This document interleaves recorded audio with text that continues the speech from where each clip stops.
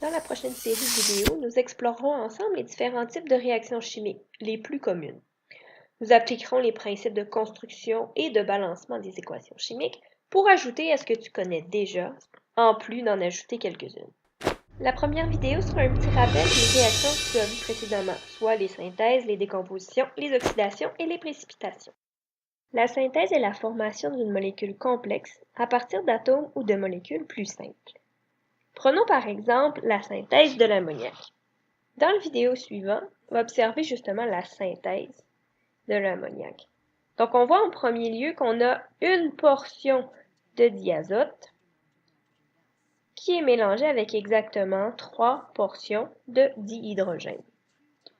Les deux vont être mélangés ensemble sous la flamme pour pouvoir produire du NH3, selon l'équation suivante. Les cristaux jaunes que vous observez vont tourner bleus lorsqu'il va y avoir présence de NH3, qui confirme que notre synthèse a bien été fonctionnelle. Donc, dans notre synthèse, si je reprends mon équation, 1N2 plus 3H2 donne 2NH3. On a deux petites molécules à 2 atomes qui vont se combiner pour former une plus grande molécule de 4 atomes. Pour reconnaître une synthèse, on va regarder la molécule qui contient le plus d'atomes, donc qui est la plus complexe de notre réaction chimique. Si elle est du côté des produits, c'est bien une synthèse.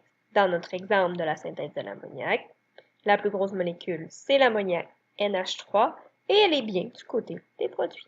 La photosynthèse est un bon exemple de synthèse. Son nom est assez clair là-dessus. On va passer de l'eau et du gaz carbonique à des sucres complexes et de l'oxygène. Faisons ensemble une petite pratique de balancement d'équations à partir de nos ingrédients de la photosynthèse pour déterminer l'équation globale de cette synthèse.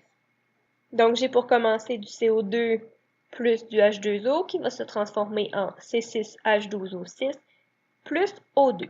Nous allons faire la technique du bilan. Commencer par inscrire le bilan de chacun de nos 3 atomes, donc le carbone, l'oxygène et l'hydrogène, pour chacun des deux côtés de notre réaction. Donc, on voit qu'on a un déséquilibre. On va commencer avec le carbone.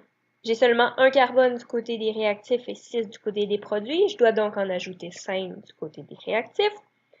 Je vais donc ajouter 5 molécules de CO2 du côté des réactifs, ce qui va porter mon nombre de carbone à 6. Donc là, on est balancé pour le carbone. Et je vais changer aussi le nombre d'oxygène. Donc, je vais maintenant avoir 13 oxygènes dans ma réaction. Je vais ensuite aller balancer les hydrogènes. Donc, j'en ai 2 du côté des réactifs, 12 du côté des produits. On voit qu'il m'en manque 10. Je dois donc ajouter 5 molécules d'eau, ce qui va porter mon nombre d'hydrogène à 12 et mon nombre d'oxygène à 18. La dernière étape va être de balancer les oxygènes. Donc, j'en ai 18 du côté des réactifs, 8 du côté des produits. Je vais devoir en ajouter 10, donc 5 molécules de dioxygène. Si je fais mon bilan, on a l'équation suivante, donc 6H2O plus 6CO2 donne 1 C6H12O6 plus 6 dioxygène. Tu remarqueras que j'ai ajouté énergie du côté des réactifs pour cette réaction. Parce qu'on sait, on a besoin du soleil pour que la photosynthèse ait lieu. Visionne la vidéo sur les réactions endothermiques et exothermiques pour en apprendre davantage. La décomposition est le processus de dégradation d'une molécule complexe en atomes ou en molécules plus simples. C'est donc la réaction inverse de la synthèse. La respiration cellulaire est un exemple de décomposition qui est l'inverse de la synthèse. Donc, les produits de la photosynthèse deviennent les réactifs de la respiration cellulaire et inversement, on a 1 C6H12O6 plus 6O2 vont se transformer en 6CO2 plus 6H2O. On reconnaît la décomposition en trouvant la molécule qui est la plus complexe, donc qui contient le plus d'atomes. Et évidemment, comme c'est l'inverse de la synthèse, si elle est du côté des réactifs, on peut affirmer que c'est une décomposition. La combustion du bois est également un exemple de décomposition. On va passer de la matière ligneuse à des cendres et du CO2.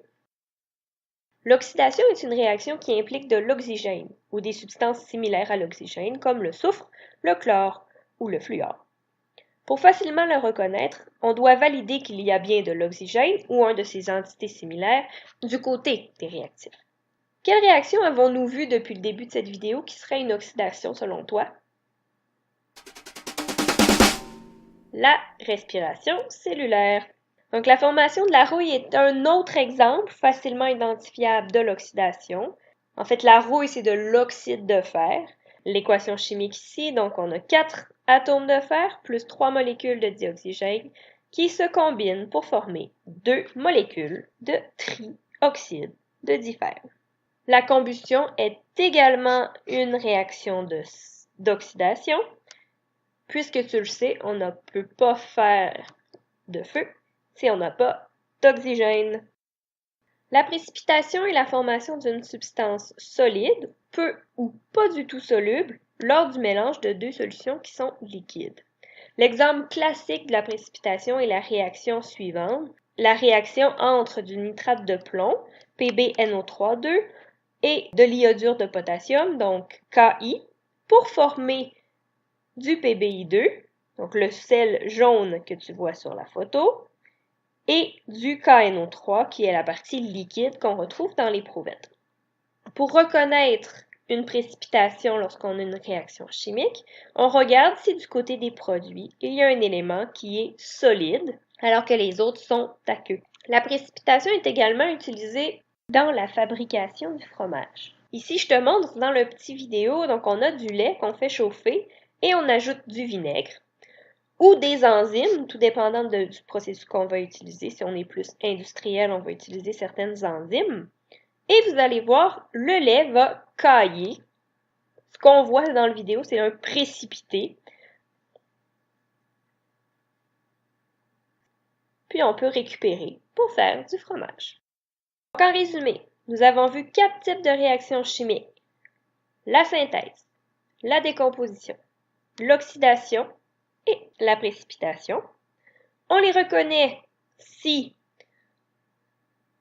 la molécule la plus complexe est du côté des produits pour la synthèse, la molécule la plus complexe est du côté des réactifs pour la décomposition. On a de l'oxygène ou une molécule qui lui ressemble du côté des réactifs pour l'oxydation et un des produits est solide alors que les autres sont aqueux pour la précipitation. Tu dois remarquer également qu'une réaction chimique peut appartenir à plusieurs types de réactions.